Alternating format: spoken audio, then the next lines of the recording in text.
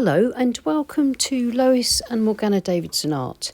It's Lois here and welcome back to my studio. Today I've been filming a 3-part workshop exclusive to my patrons. The workshop is an exploration of how we can use watercolour conventions and simple exercises to help get used to adding atmosphere of all different types to our paintings. And I'm going to show you here a sort of speeded up version of one of the exercises, which is sketching with really rich watercolour paint to produce dramatic and atmospheric stormy effects. Not trying for a finished painting, but just experimenting and playing with paint. If you're interested in the 3-part workshop and the fully narrated demo, then please take a look at my Patreon. It's also advert free. I've drawn out a very simple scene on the back of an old painting. The paper is cold pressed Saunders Waterford. It's taped to my board, and my board at an angle of about 20 degrees so that gravity will help with the painting.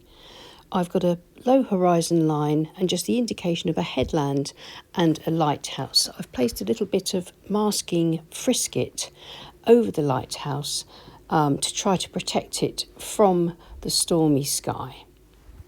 So I'll be painting this wet in wet using Payne's Grey, Indigo, Sepia, Burnt Sienna and a little bit of Cobalt Turquoise. And then the idea is to paint wet in wet with big brushes for the most part, just really making expressive and spontaneous brush strokes using really rich paint straight from the tubes, not mixing on the palette, but letting the paint mix on the page, tipping and tilting the board and adjusting the effects accordingly.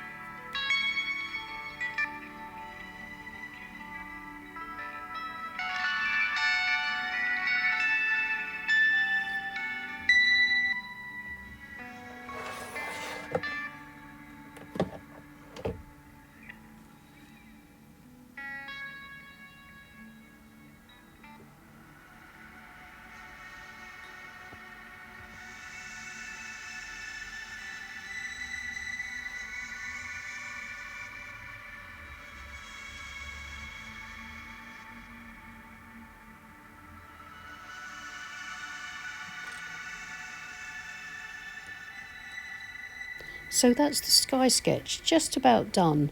The very expressive brushwork done mostly with the large brushes and the very rich paint, painted wet in wet, to try to create atmosphere, is contrasts really well with the flat, dark sea below. And that's what I'm looking for in this sketch, just to really kind of exploit the difference between that flat wash at the bottom and the very expressive marks at the top.